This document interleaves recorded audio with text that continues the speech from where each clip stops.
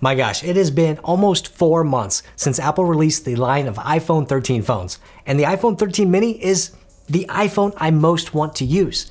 It has just about everything I want in an iPhone. My time has been pretty evenly split between this beautiful product red iPhone mini and the Sierra Blue 13 Pro, but after nearly 4 months, I've decided I think it's time for me to sell my beloved 13 mini. Hey, I'm Jerry, and when Apple released the iPhone 12 mini in 2020, I was so happy to finally have a smaller iPhone, relatively, that still had a decent sized screen. Apple crammed a 5.4-inch display into a body smaller than the iPhone 6, 7, 8, and SE 2, but with nearly all of the power of the bigger iPhones.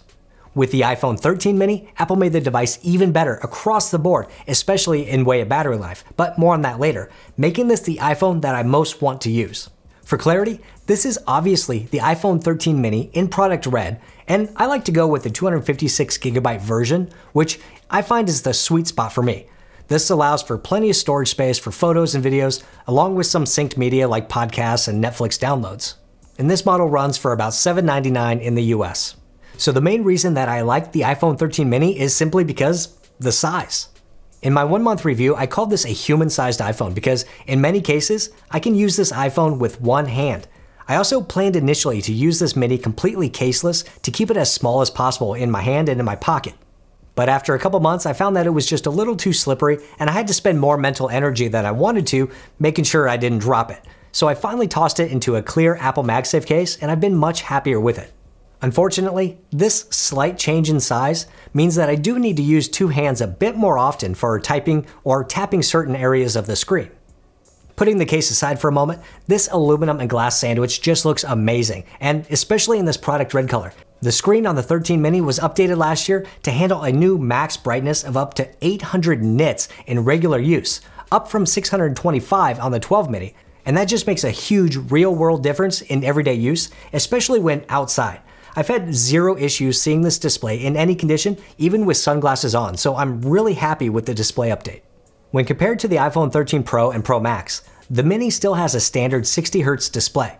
In my 1-month review, I said not having ProMotion did not bother me at all, and the only time I noticed it was if I was using it side by side with the iPhone Pro. But since the iPhone 13 mini was released, Apple also released the new MacBook Pros that also have 120Hz ProMotion displays. The problem I'm having now is that between the iPhone 13 Pro, the iPad Pro, and the MacBook Pro, they all have high refresh screens. That means that I'm almost certainly using the Mini side by side with a 120Hz display. So I do notice that lower refresh rate much more often. Not to the point that I think that the iPhone 13 mini has a bad display or that I can't recommend the iPhone 13 mini, just that I do notice it more and it makes me want to switch to my 13 Pro because I have it right here in my office. One of the downsides of the 13 mini is that because it is physically smaller with less room inside, the speakers feel a bit weak. They don't sound bad or tinny, just not as full or loud as its bigger siblings. And for most occasions, that's not going to be an issue at all. And I know I'm going to get some crap for this, but I like to use my iPhone in the shower to listen to news or podcasts. It's water resistant, so why not? The Mini has a harder time getting loud enough to be heard over the water, so I need to make sure that I angle it just right so that the sound bounces right off the wall to create enough volume. Next up is the cameras, and I'm not a pro photographer, but I do like the cameras on the iPhone 13 mini, even if it's just the wide and ultra wide. I find the photos to be bright and clear, and I love having that wide angle option, especially for taking photos of the remodel that's happening in my house right now. It makes getting wide angle shots in a tight space a bit easier. Two of the 3 big camera features announced with the iPhone 13 line were picture profiles and cinematic mode, and I have to say that after my 1-month review, I have not used either one of them. I'm sure a lot of people like being able to set custom picture profiles for their photos so that they have their own consistent look, but I actually like the way that iPhone photos look by default. As far as cinematic mode, it is a cool technology demo that can change the focus automatically when shooting video or even after in the Photos app. I found that I just don't want to do that work when shooting video with an iPhone. For me, the point of taking video with iPhone is that it's quick and easy and I don't need to think about it or do any work when it's done. And come to think about it, I don't think I've seen any YouTube or social posts using cinematic mode since the first couple weeks after the iPhone 13 launched. I think it's a cool technology demo that will continue to get better, but for now, meh. The one camera feature I do miss when using the 13 mini instead of the Pro is macro mode, which I use often, more as a utility. I like zooming in on small text on a power adapter or finding a splinter in my finger. It's actually pretty darn useful. The iPhone 13 line comes with Apple's A15 processor, which is a 6-core processor with 2 performance cores and 2 efficiency cores. In tests, this processor is about 15 to 20% faster than the A14 from the iPhone 12. But the bottom line is that the processor in here is just crazy fast. It has built-in video encoders and decoders, an image signal processor, it handles LiDAR and augmented reality, and it has enough power to check each and every frame in cinematic mode on the fly to make smart focus changes. There's no app that you can get that will be slowed down by the processor, and it's just a beast in this iPhone 13 mini. Which brings me to battery life, which is good. Apple says that the battery life of the iPhone 13 mini is better than the regular 12 from 2020. And I can say, despite having undeserved battery anxiety sometimes, I don't have any issues on regular days with battery life.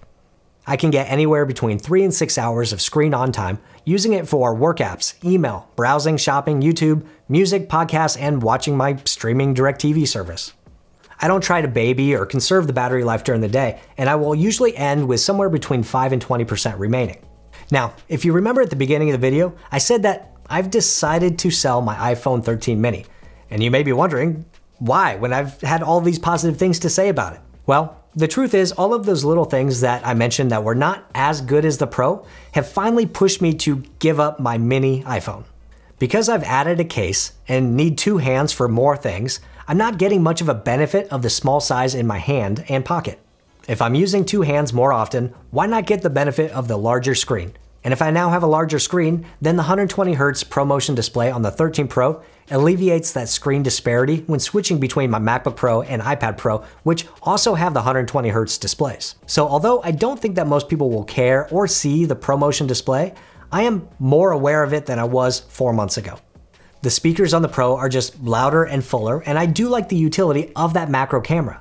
And although the battery on the 13 mini is fine for most days, my irrational battery anxiety is just relieved a bit when using the 13 Pro, where I can get somewhere between 5 and 7 hours of screen on time if needed. So for me, it came down to just all of the little things that were real upgrades from the 13 mini to the 13 Pro. And I didn't come to this decision lightly. I really mean it that the iPhone 13 mini is the iPhone that I want to use the most, because it is the most compact and it feels good in the hand, and man, do I really love that color. If you want a smaller iPhone, I absolutely recommend you get one of these, because rumor has it, there's not gonna be a 14 mini. But for me, because I have both right here, the added benefits of the Pro are calling me. But what do you guys think?